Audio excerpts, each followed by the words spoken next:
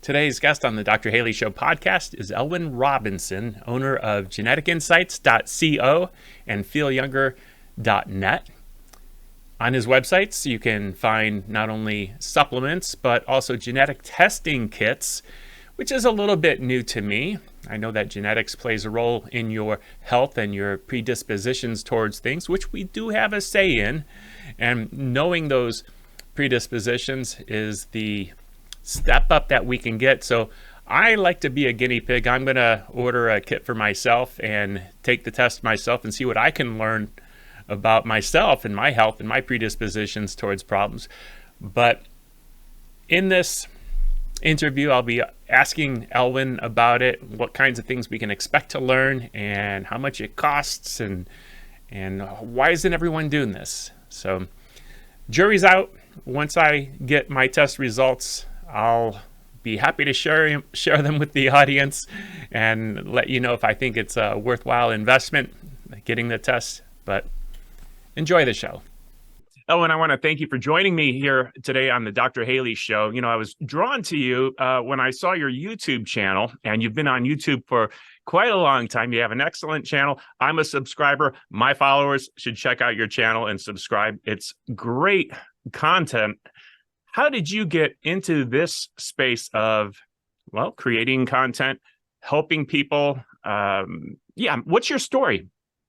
Thank you so much. Well, I guess the brief version is that both of my parents were very unhealthy and also into very alternative health stuff. So I was into it from a young age. They were both teachers. My dad was a biochemist. The house was always full of supplements and health stuff. My mother had cancer several times, and I saw her heal herself with alternative methods, and I saw her get worse again. So I saw, both of those factors.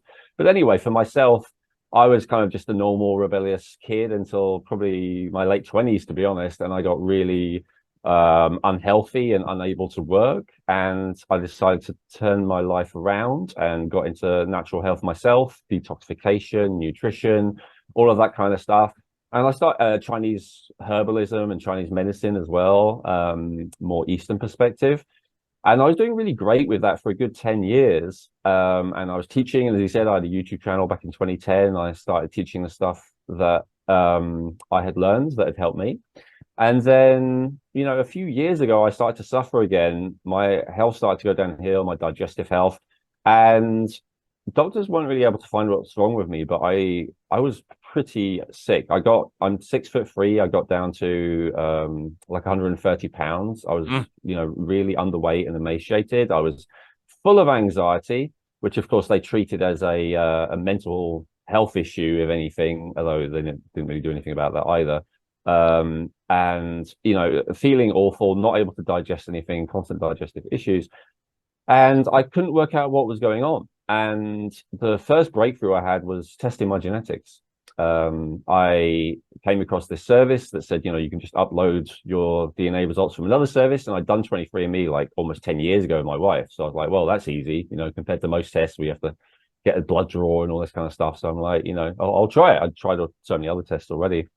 And I was blown away at just how accurate and helpful the information was. I was like, wow. The crazy thing to me is that I took I did the test like back in 2013 when I didn't have any of the health issues that I ended up developing in 2020, and yet it already predicted that I would have all those health issues, Wow. Even from before. So that's when I realized, wow, if only I'd have known about this before, then if I'd have got this genetic information 10 years ago, then I never would have had any of these issues, because I would have known that I had a tendency towards them, and I would have been able to do the steps to prevent them, because it doesn't just tell you a risk. It also tells you like recommendations based on science, based on, you have a specific genetic variant, and here are specific things that have been found to help with that variant. So that made me feel like, it renewed my enthusiasm for teaching about health, and I started teaching about genetics and how to feel younger. I guess that's the short as I can do. Yeah, well, it's super interesting. Most of my following, when they think of genetics, they probably think of predispositions towards certain cancers. Mm-hmm. What else? What other information are we getting? Yeah, it's a great question. As I said, up until a few years ago, I hadn't really thought about it more deeply than that either. But actually, there's a huge amount we can say. So, with our particular service, there's over 350 different reports that we provide, and it tells you anything from, so for instance, every nutrient, so every vitamin, every important mineral, but even every amino acid, every essential amino acid, every essential fat, omega-3s, omega-6, DHA, EPA, all that kind of stuff. So for every single one of those, some people need more than the average amount, some people need less than the average amount, and obviously some people need an average amount. So the crazy thing is, when we look at nutrition packets or stuff like that, it will say, the recommended daily amount is X. But of course, for some people, it's 2 or 3 times as much. For some people, it's half as much. With some things, like even Linus Pauling talked about this in the 80s, like how certain groups of people need 100 times as much vitamin B3 as the average person, right? So learning about that, and of course, some amino acids or some vitamins, for instance, are precursors for important hormones and neurotransmitters, which profoundly affect the way that we feel. So nutrients are very important. Some people talking about hormones, some people have a tendency for higher or lower hormones. So I have a tendency to high cortisol genetically. So no matter what I do, I always have that tendency. I have to be aware of that. Some people have a tendency to say low oxytocin, and not everyone may be familiar with oxytocin, but oxytocin is often called the love hormone. But I see it as the satisfaction fulfillment hormone. Like some people point out, it doesn't necessarily make you more loving, but what it does is make you feel fulfilled and satisfied.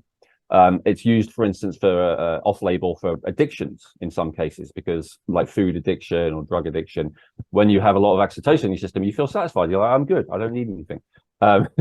So, for instance, some people have a low level genetically of oxytocin, which means that they're always going to feel empty and like they need to do something to fill this hole inside themselves.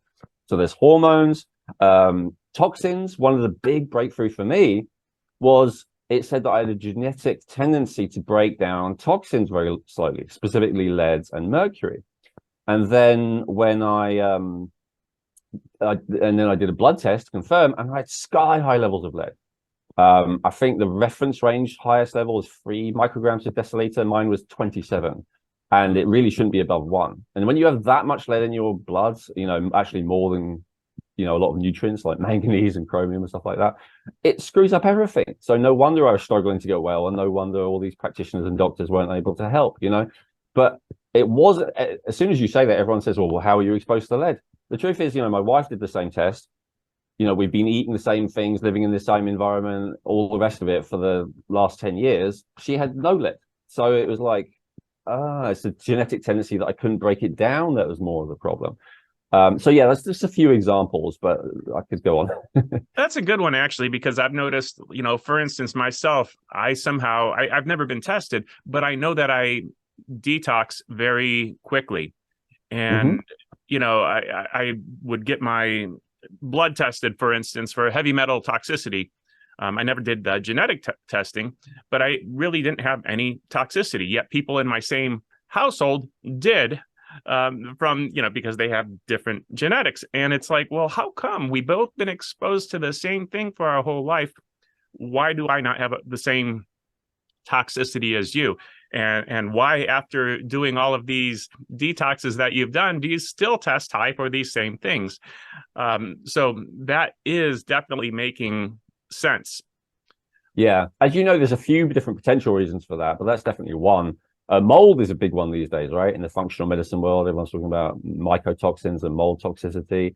And that's one where about 25% of the population just have this genetic variant that means that they break it down badly. Because, of course, throughout history, we have been exposed to mold, right? That is something we wouldn't have avoided, and yet suddenly all these people are sick for it. And there's other factors as well, other toxins in our environment that are new. But yeah, genetics is a big one. As you said, you have a brother and sister living in a house. One of them is deathly sick. One of them is totally fine.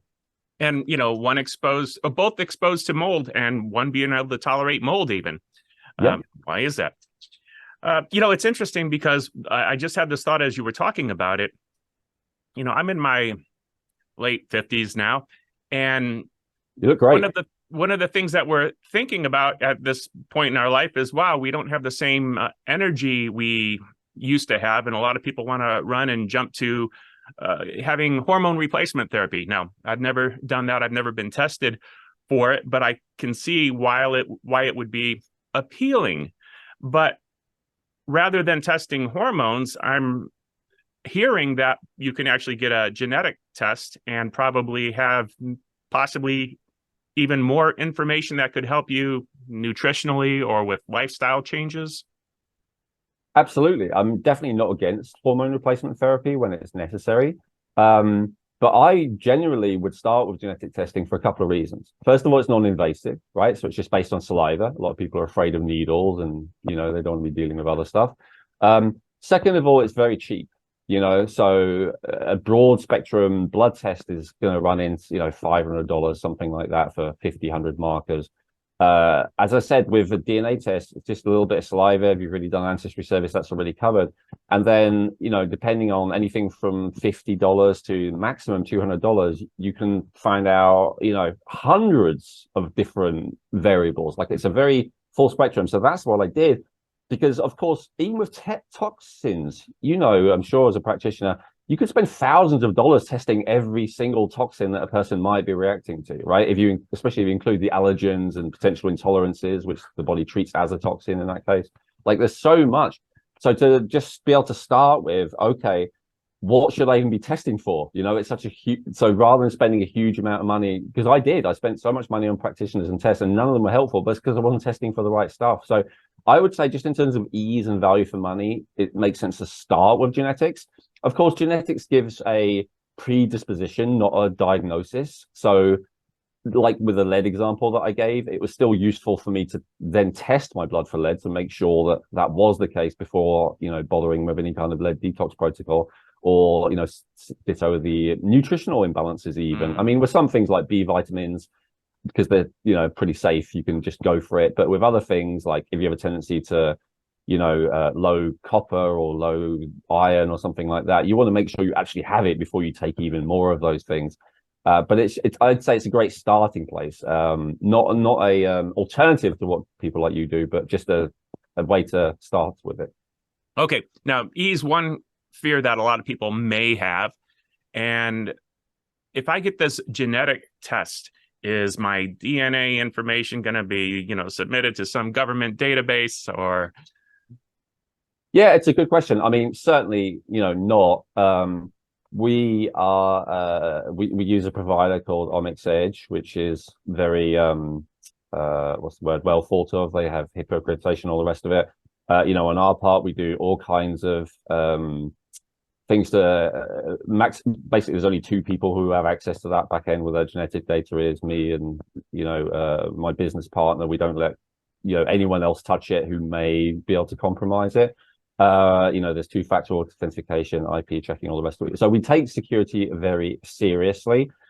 To be honest, if the government demanded it and the business is domiciled in that company, then technically it could be taken, unfortunately. But other than that, we certainly wouldn't do it unless there was, a legal demand that was not able to be resisted. We believe very much in, freedom and all the rest of it. But yeah, to be honest, if it's out there, I don't want to lie to people, it is possible. So I would balance that. Again, it's not possible to be stolen, but as I said, if the government demands it, you can't really say no to them if that's where you're domiciled. I would balance. The reason why I decided to go for it anyway, despite being a very paranoid person, especially in my youth about all this kind of stuff, is because of the value in it. As I said, I would still be very sick and very unhealthy. If you are someone who's very concerned about it and you have no health concerns, not just currently, but you're not worried about, oh, I might have got this from my parents or anything like that, then fair enough. Then I understand that value judgment maybe that it's not worth it for you because of the potential risk. But as I say, we minimize the risk. We're not a huge corporation that has thousands of people accessing your data. We are a small company with the benefit that means there's literally only a couple of us. Yeah. And I have thought about it. It's kind of like, well, what would they do with that data anyway? I don't think the government's going to, tailor a bioweapon to, target Dr. Michael Haley. But they could. They might have to someday. You never know. If I rise in the ranks of politics or something like that, they might have to. As a thank you for listening to the show, we do have a special coupon code for the month of November on the Haley Nutrition website. And this is a carryover from the show we did with Inessa Panamavaria. I don't think I said her name right, but it is CBDA for 7% off site-wide on Haley Nutrition, including the products that are on sale. All right, back to the show. Well, yeah, I guess if you considering yourself to be, a person who ultimately might be targeted by the government, then I guess that could be a factor. But I don't have such what's the word, ambitions. I'm happy to just be a normal person. I don't feel normal people are being targeted, to be honest. Yeah. Now, when you get this genetic profile, predispositions, how much of it is dietary changes versus exercise changes versus, meditation? What's the recommendations going to look like? Yeah, it's a great question. So we split it into food, supplementation, and lifestyle. Lifestyle is a very broad category because it could be anything from meditation to psychotherapy to exercise to making sure you get enough sun, whatever it may be, right? Because we have such a wide range of things. Now, that's for the health risks. If we're talking about nutrients, for instance, then the recommendations are going to be, here are the foods that are naturally high in that nutrient, right? If we're talking about toxins, then we're talking about, here are the common source of, exposure to those toxins, stuff like that. But yeah, for the health risks, it's that combination. Generally, supplements are not going to be at the top of that list. So all the recommendations we make are, first of all, they're personalized. So meaning if you and I have a report on, how to lose weight, for instance, or, tendency to be overweight, your top 3 recommendations will not be the same as my top 3 recommendations necessarily. Those are based on your unique genetic profile. However, there's often similarity, like diet and exercise are going to be near the top of that list no matter what. But the specific nutrients that may be beneficial, the specific other things that may be beneficial, or type of exercise or type of diet, right? For one person, a ketogenic diet may be recommended. Another person, a gluten-free diet may be recommended. So those things are more specific. Okay. Now, one of the things we talked about briefly before we started recording today, I mentioned that you have some websites that I had found. I believe one is a nutrition website in the UK. Do you have one in the United States also? Yeah, so my old website is like more of a herb website. The US site is called feelyounger.net. Okay. And so Genetic Insights is available from there. Feel Younger is basically just me providing the products that are most commonly recommended in the genetic reports. So, it's a lot of very, to be honest, common stuff, like a good form of magnesium glycinate, vitamin D3, or probiotics, all that kind of stuff. It's just, hey, if you want it, we have some. Of course, if you want to get it from someone else, that's fine too. Well, I found some pretty interesting products there, and it told me a little bit about you, meaning you can go to a health food store and you won't necessarily find ghee or, fermented cod liver oil or, some of the unique things that you have on the site, which tells me you understand nutrient-dense foods as well as supplements. You had mentioned that it's not necessarily taking supplements, but also changing the foods that you eat and having recommendations. These foods are high in these particular nutrients, and this is why you might want those. What were some of the Yeah, go ahead. Yeah, I was just going to say, we always want to start with food, right? Ideally. Yeah. What were some of the recommendations that you got from your own genetic report that you feel had the most impact on overcoming your health challenge? So lead was one, like I mentioned. Another one was COMT. So I mentioned about how anxious I was. So COMT is a gene that breaks down stress chemicals, specifically adrenaline, noradrenaline, and dopamine. And so some people are fast COMT and some people are slow COMT and some people are in the middle. Fast COMT means that you break down stress chemicals very quickly. Slow COMT means you break them down slowly. This is really interesting for me, not just in helping my health at the time, and anxiety was one of the root issues, but also helping me to really see myself differently and have compassion for myself. Because I always used to feel very inadequate because I wasn't resilient to stress. Like it didn't take much for me to become, overwhelmed. And I really was very hard on myself about that. So when I learned about COMT, it really helped. So COMT says some people break the stress chemicals down quickly. The advantage of that is that, yes, you are more resilient to stress. You can be in a war zone and still function okay, like literally. If something traumatic happens, you overcome it fairly quickly. So that's the kind of person that I was maybe envious of. But the slow comp means you break down stress chemicals more slowly. But here's the thing. As you know, dopamine is one of the stress chemicals, right? The switch between dopamine and noradrenaline is just one little switch. Your body makes one out of the other. And so what I discovered is those fast comped people, yes, they break down adrenaline and noradrenaline more quickly, and therefore they're more resilient to stressful crisis type situations, but they also break down dopamine quickly. And so they're much more likely to suffer with ADD, ADHD, boredom, basically. And often people who have that fast comp create a lot of stress and drama and crisis in their life because it's the only time that they feel alive. It's the only time that they have enough dopamine that they actually feel good. Whereas, with my type, it's very easy to build up high levels of dopamine. And so I realized it's not that I'm, inferior. It's just that my genetics are more capable of thriving in a peacetime, while the other type of genetics are more capable of thriving in a wartime. And both of them are good and bad, depending on the situation. The other thing is that you can actually change that. So you can slow down or speed up COMT nutritionally, going back to what you said. And it turns out that nutrients that tend to be found more in animals speed up COMT. Nutrients that tend to be found more in plants slow down COMT. And so I ended up going for animal foods, but of course you don't have to. You can supplement them if you want. But it's basically methyl donors like creatine and choline are the big two that help to speed up COMT. And then flavonoids, your quercetin and your resveratrol and bioflavonoids, all the rest, they slow down COMT. So that was a big helper for me. I started taking supplemental choline because I didn't want to have eggs or liver. And I started, actually having animal food. And slowly I started to come down. That adrenaline level was able to come down. I can give more examples. But it's interesting because you're kind of answering my next question, which was, okay, what were some of the things that you were doing wrong? And what changes did you make that, allowed your life to get better based on that gene? And it almost sounds like, well, I was having too many fruits and vegetables and not enough meat. Yeah, pretty much. I was a vegan for a while. That was when I first started in 2010. But I was actually vegetarian my whole life. My parents raised me that way, so I never had meat. I did used to have dairy, but then I quit that in my late 20s. So I had a long time with no animal food, so no natural creatine in the diet, no choline, no carnitine, no carnosine.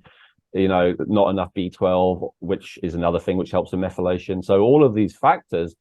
And now I'm not like carnivore, pro meat, trying to push that onto you or anyone else. For some people, as I said, it's the exact opposite. They need more flavonols, right? They need more fruits and vegetables for this. But it's just about finding what's right for you. Yeah, I've talked to my audience quite a bit about this. And typically a all vegan diet isn't the healthiest diet.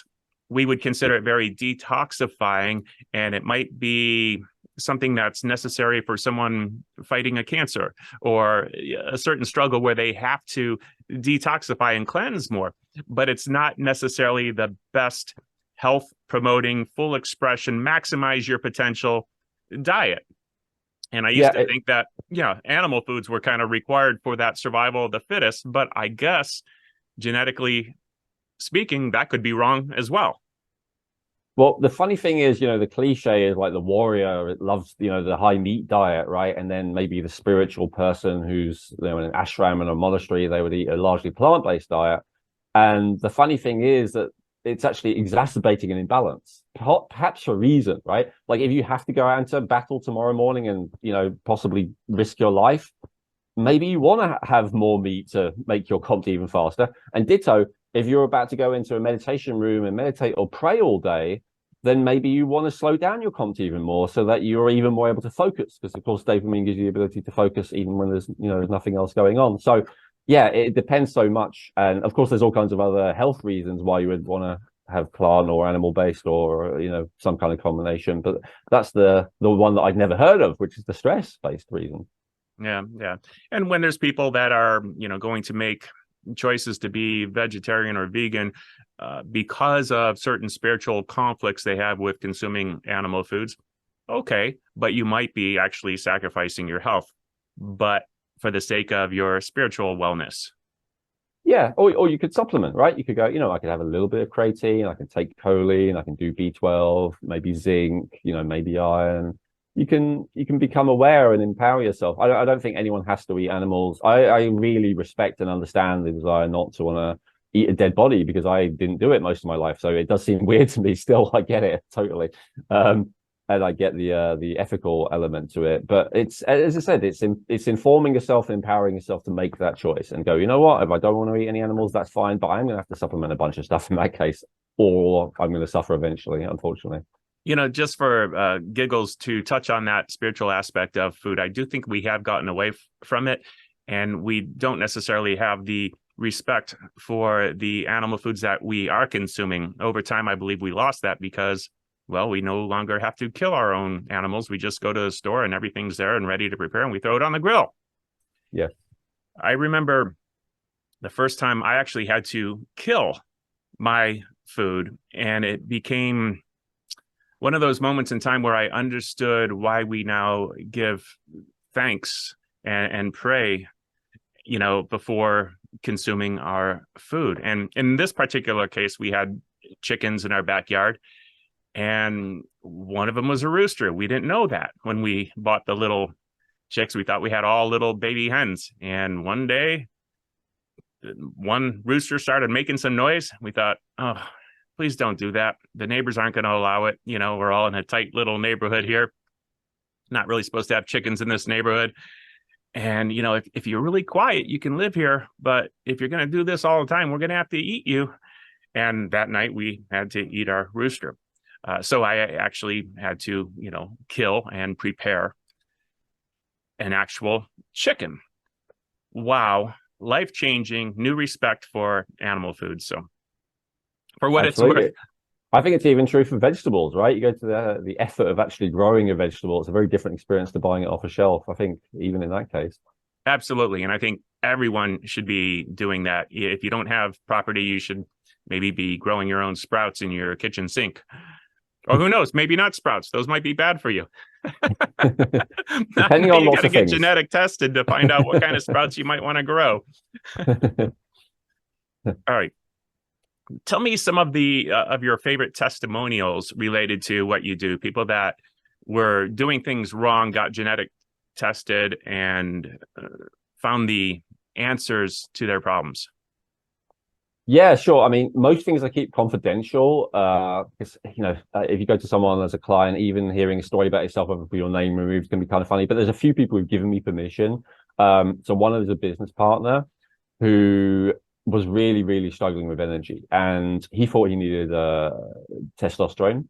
And I was like, I'm not so sure. And the way that he was describing it sounded to me more like it was like high cortisol, low thyroid. But I knew, like, he was one of those very busy people, not interested in getting blood tests and all the hassle of that. So I was like, you know what? Let's just get you to the genetic testing. He did it, and his reports came back with a top 1% risk score for hypothyroidism. So the risk scores are sometimes they're binary, just yes or no, like you have a specific tendency.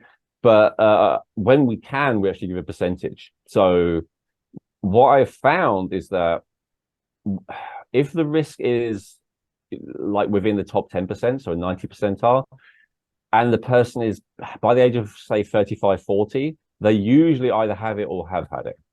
If it's in the top 2%, so 98 percentile, I don't think I've ever seen a person who doesn't have it or, has had it, usually had it. Now, to be honest, I've done the reports for quite a few people who are health gurus and health teachers. And so because of that, sometimes I do go through their reports and they're not expressing a lot of their risks. But then what I find is they're already doing and have been doing for years most of the recommendations, right? And so it just proves again that genetics is not fate, right? You can overcome these issues. But anyway, when I speak to a normal person who's not, a fanatical health guru, they pretty much always expressed it. And so that was certainly the case for him. So then because of that, because I said, look, it was my suspicion, but he uses the top 1%. When people see top 1%, they're like, wow, okay. So that was enough to get him to go to a doctor and get some testing. And sure enough, he had not only hypothyroidism, but also Hashimoto's and extremely high cortisol. And also low testosterone. But I told him I really think that's secondary. I really believe thyroid is very primary in many cases. And he's able to function again, which is great for him and his family, and that case also for me, because we were working together, and without him I'd be lost. So that's one example. And let me clarify on that one. That was, he's able to function again with just primarily dietary changes, maybe exercise changes, no hormones?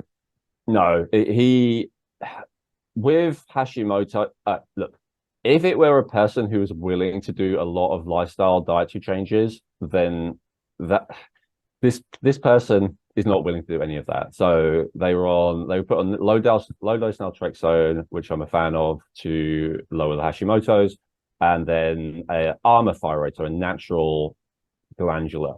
I am not against the glandular thyroid.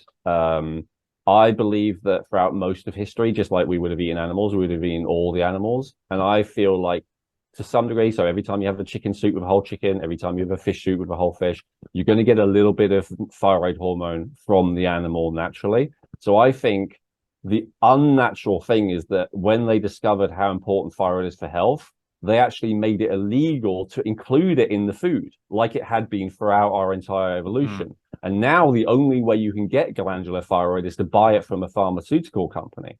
So I don't think the conspiracy is pushing, bioidentical hormones on us in that case. I think the conspiracy is removing a bioidentical hormone that we would have had in our diet throughout most of our evolution, and selling it back to us at a greatly inflated price as a drug. That's that's interesting. But it makes me think of some of the supplements that you can get, though, where you can get organs in capsules, literally animal organs, some of the organ meats that you might not want to actually eat because you haven't been your whole life. So it seems foreign eating the whole animal. Yeah, it's kind of arbitrary. So basically, it's weird to me that it's considered a supplement to buy an adrenal glands, even though it's high levels of cortisol and noradrenaline, which can have quite a powerful effect on you. But it's a drug to buy a thyroid gland. So the line between food, supplements, and drugs to me is often very, very arbitrary. Like in some countries, something will be classed as a supplement. In some countries, it'll be classed as a drug. The line between food and drug, right? Garlic to me seems like quite a strong drug. It has quite a strong antibiotic effect. It has quite a strong effect, but it's considered a food, right? Whereas a very mild plant like ashwagandha is considered a supplement because we only ever get it in pills. But you know what I mean? So yeah, I don't look at it as very black and white. I look at it as kind of a continuum, and I don't think the form it comes in or who's selling it is the main reason to take it or not.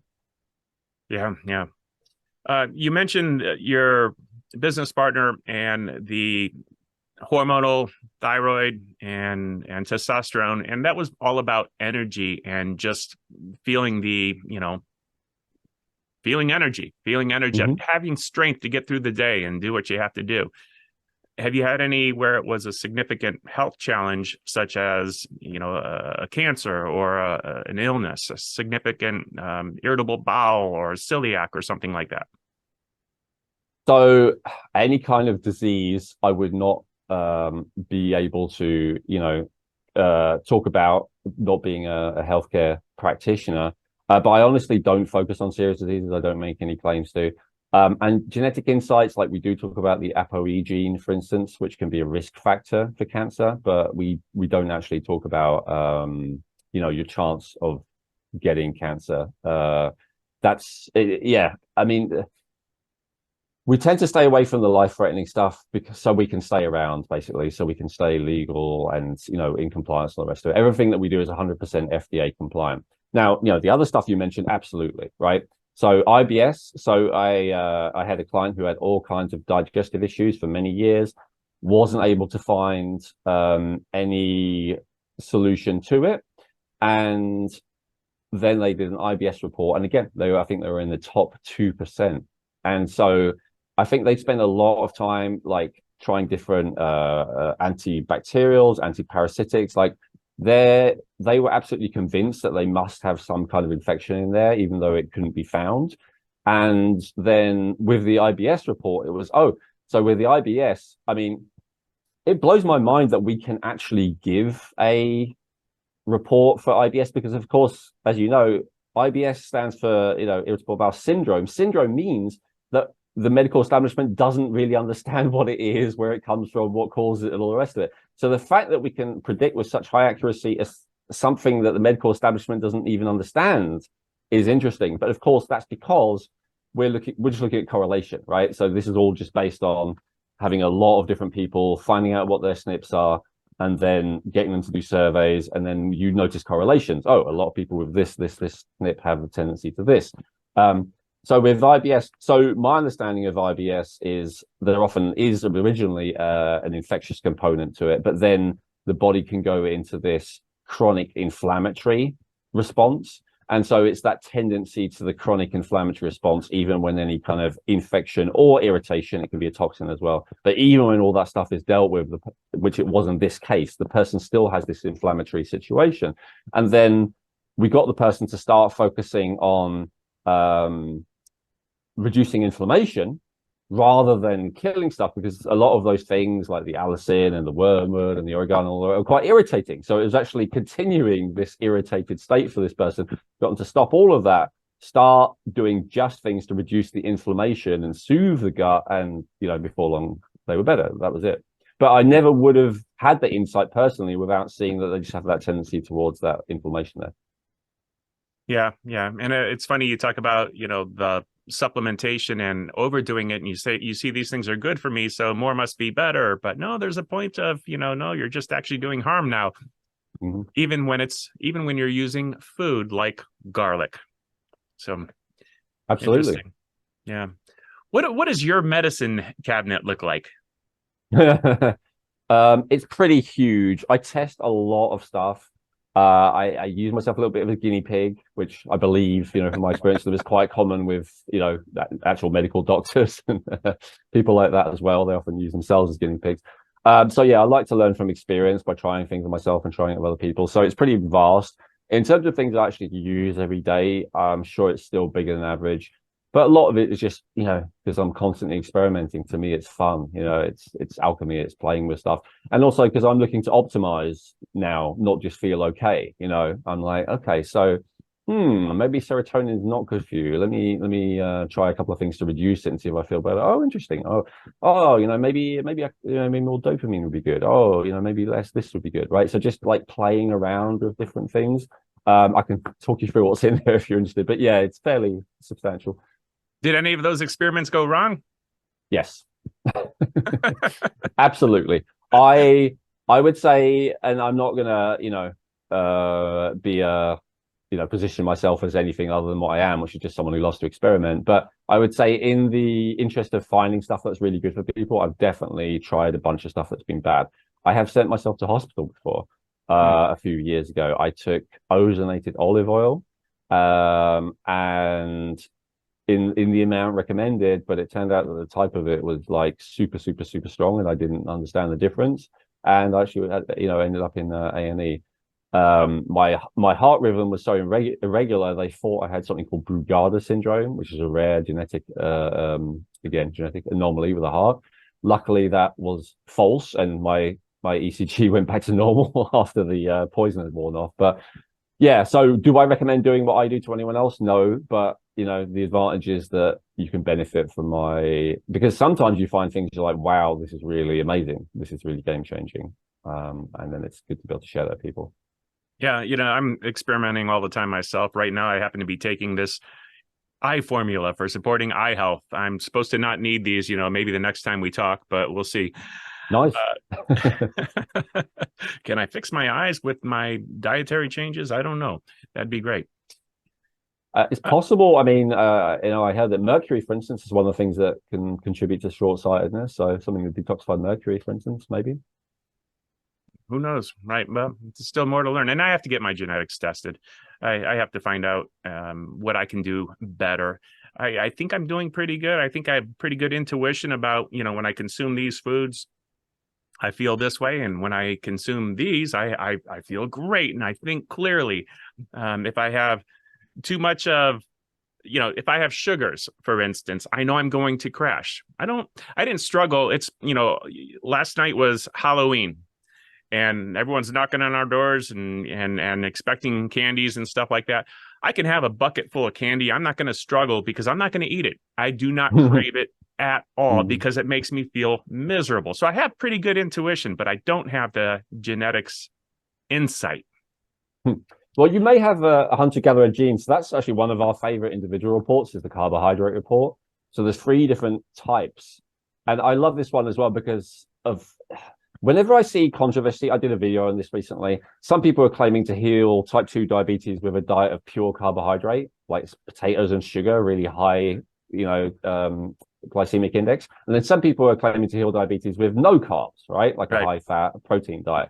And I'm like, is one of them lying? And I always assume that it's not that one of them's lying. I always assume that each of them is telling the truth, and I want to understand how they could both be right, even when they're saying opposite things. I love to do that. And one of the answers to it is simply genetics. So, and I'm not saying it's the only thing, but it's definitely one factor. So some people have what we call a hunter-gatherer gene. Some people have a farmer gene, and some people are in the middle. And so the farmer gene is what we call people who, agriculture is maybe 10,000-ish years, obviously, depending on who your ancestors were. And so some people have adapted to a high carbohydrate diet. And so they do even okay with simple carbs like sugar, and they're totally fine with complex carbs. Hunter-gatherer types, on the other hand, they do poorly with pretty much any carbs and really do very badly if they have anything, other than complex, right? If they have any kind of simple sugars, and it's really devastating for them, and they very quickly get insulin resistance and metabolic syndrome and, probably type 2 diabetes and all the rest of it. So that's great to know, right? Rather than like trying to do a diet because this person told you or that person told you, like start with your genetics. And that's true for carbs. We tell you protein. Some people push a very high protein diet. I think generally a decent amount of protein is very important, but some people are bad at digesting it. And so they have to be very careful how much protein they have. Same thing with fat. So saturated fat is a big one, right? You get the whole paleo, keto, carnivore community saying saturated fat is much better and it's omega-6s that are a problem, and omega-6s have led to a lot of health conditions. But then some people do poorly on saturated fat, and it does actually contribute to cardiovascular disease for them and all the rest of it. And maybe they'd be better off with a monounsaturated fat as a compromise, so all this kind of thing, and even nutrients, for instance, just a silly example, I so often see this particular pattern of people who need more than usual of vitamin K and calcium. And whenever I say that to them, I say, do you like cheese? And they go, oh, I love it. Now, they don't always eat it because they have some kind of issue. But of course, like if you need way more calcium than average, most foods do not have high calcium unless they're artificially fortified or unless they're dairy, like nuts and seeds a little bit, but it's, having a lot of nuts and seeds, a lot of people, it's not great for the digestion. So dairy is like it. And then vitamin K, again, fermented foods only, right? And most people are not eating natto or sauerkraut or whatever. So cheese is basically it, and so to see those little correlations of this person has this kind of nutrient requirement, and therefore these are the foods that they tend to crave and tend to want. And for a lot of them, it's a relief. I'm like, well, you want this cheese for a reason, and if it's disagreeing with you, then that's also fair enough, right? Maybe supplementing K2 or maybe eating a different high K2 food is appropriate. But so understanding even our guilty pleasures often have a genetic basis. Yeah. I've come across some pretty dogmatic teachers when it comes to different diets, whether it's paleo and that's the only way to go. And, you mentioned the diabetes where people are actually convinced that it has to be all carbohydrate type foods, potatoes and carrots and things that others would say, no, you can't have that. You have to have only meats and stay, keto. I believe that people do get very tunnel visioned and dogmatic about their dietary beliefs based on their own experience. And maybe they just happen to nail it and get lucky and find the diet that works with their genetic profile or something. Now they think everyone should have that. But we are definitely all individuals. We're all different. We have different needs. My family, comes from Italy, and there's a lot of pastas, and, we could probably snort lines of gluten without sneezing because we grew up on that stuff.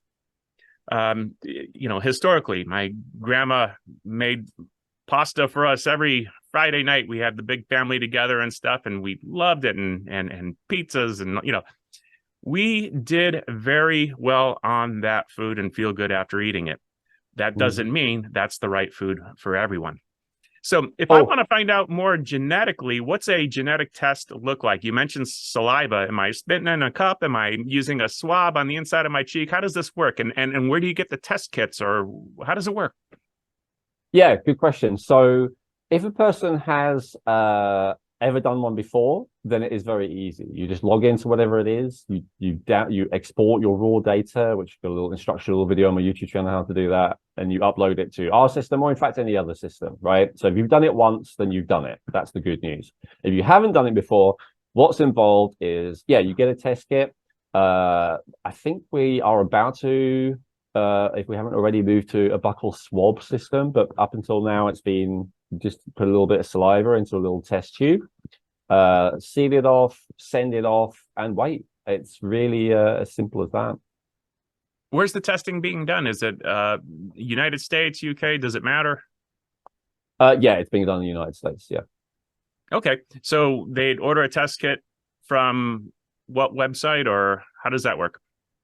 Yeah. So if you go to geneticinsights.co, that'll take you to our website. And feelyounger.net also has all the genetic testing kits on there.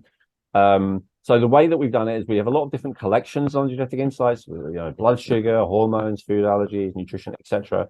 Or you can get the limitless package, which is just all 350 plus. So it depends. The reason I did the collections is, if someone only wants to spend $40 and they want to find out a lot of helpful information for their issue, then they can, which is great, right? But if you want to get the full one, then it's not too much more. Then when you add it to cart, when you go to check out, it will say, do you need a DNA test kit?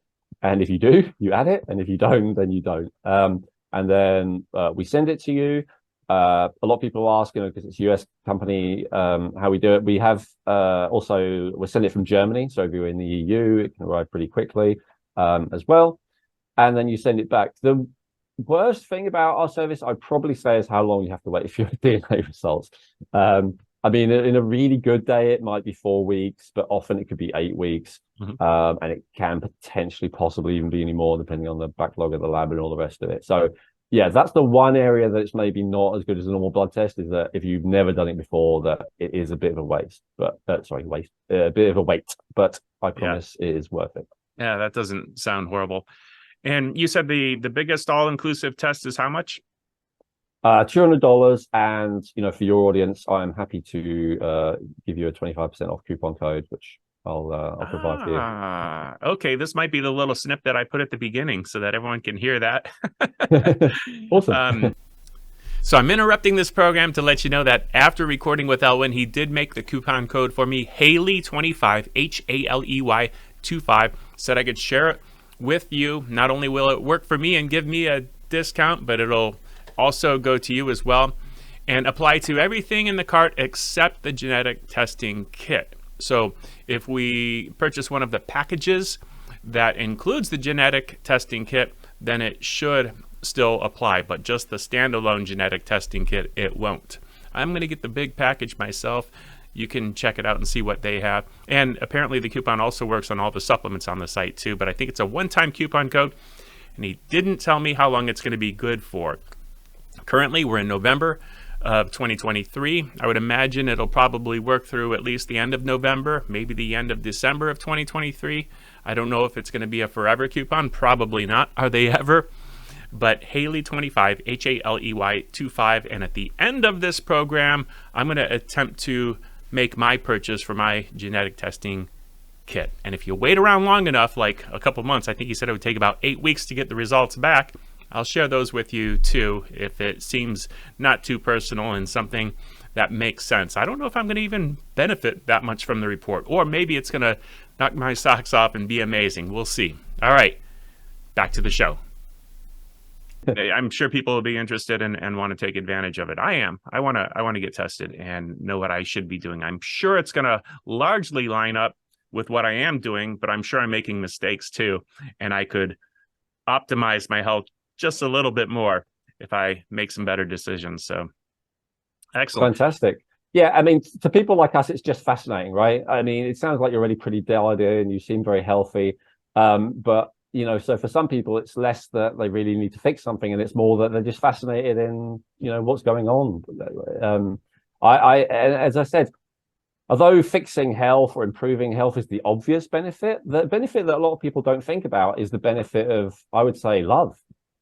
Crazy to say, but it's self-love. So accepting yourself as you are, accepting yourself for the limitations you have, maybe realizing some strengths that you didn't know you have, and learning to love other people that are different, right? That because it's very easy to say, well, I have an issue of gluten. Who are these people who have an issue of gluten? Or I find it very easy to concentrate and focus. Why do you struggle with it? Or do you see what I mean? Like, it's so easy to get into that mindset, certainly for me, and I see a lot of people do it. You just used the diet example earlier, right?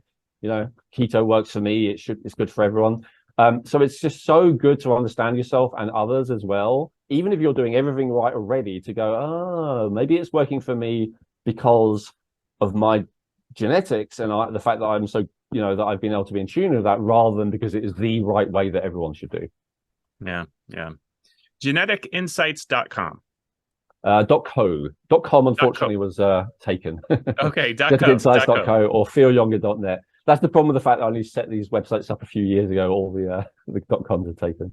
And I want my followers to also subscribe to your YouTube channel, because it is absolutely excellent. And you've been creating some content recently. I see it started about 10 years ago, and then there was a little time off. And now the content is just coming out, addressing absolutely everything. I love it. Is there going to be a link on one of your websites to your YouTube channel, or how do people find that?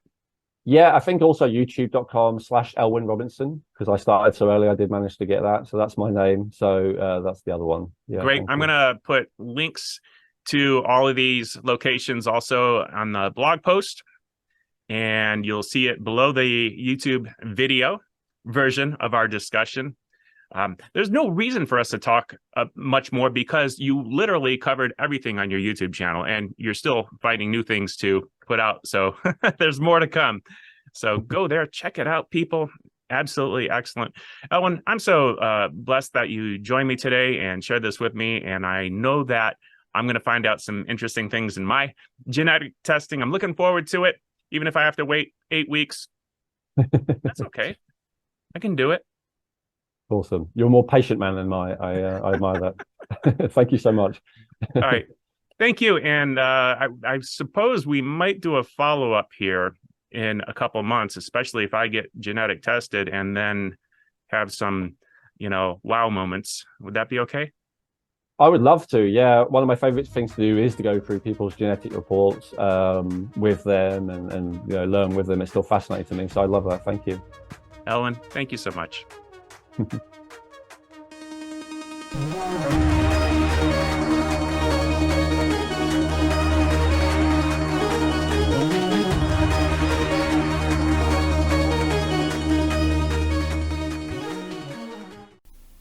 It's Dr. Michael Haley, and I am going to order my test kit from geneticinsights.co, which forwards to feelyounger.net. I'm going to find my kit. Now, notice there's all kinds of options here, which is a little confusing in this format. So I'm just going to click right here where it says View All Options. And I'm going to sort from the price high to low. And you may as well look at them all. Let me set this to 50 since there's only 28 products now, or 27 products. All of them are on the page here now, and you can see them. Now, see this? I actually already entered my email address and got my 15% coupon code, but we're going to do one better here. I'm going to get this kit. Now, if you already have your DNA on file with another company and you just want to send that file to them for your report, you would get this one, which is all access to the reports. But I have never done that, so I need the DNA kit as well. So I'm going to add it to the cart. And I can either go to the cart page or just check out. And I still don't see a coupon place, so let's go to the checkout page. Maybe it's on the checkout page, probably.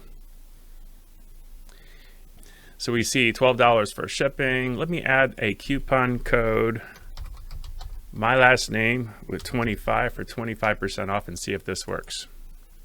I got a better price. Instead of $2.95, now it's $2.21. That looks like a deal. I would say go ahead and try my coupon code too, because I believe it'll work for everyone.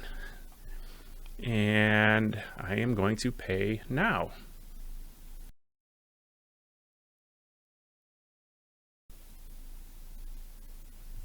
There it is. Okay, with that, if you give me some time, I'll let you know what I think of my report and whether or not you would want to get your own genetic testing. I don't know yet. I'm going to get the test done and then go from there. All right. Thanks for checking this out.